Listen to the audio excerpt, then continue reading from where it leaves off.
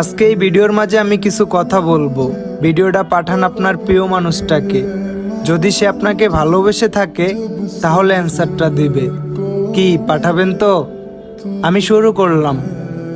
থাক না তোমার আর আমার মাঝে 1000 মাইলের দূরত্ব। মন তো জানে তোমায় আমি ভালোবাসি কত।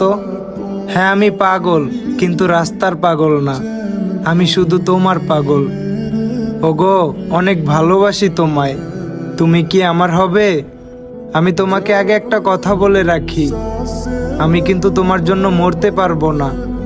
কথাটা শুনে অবাক হচ্ছ জান? আচ্ছা আমি যদি না থাকি তাহলে আমার মতো করে তোমার এত ভালোবাসবে কে শুনি?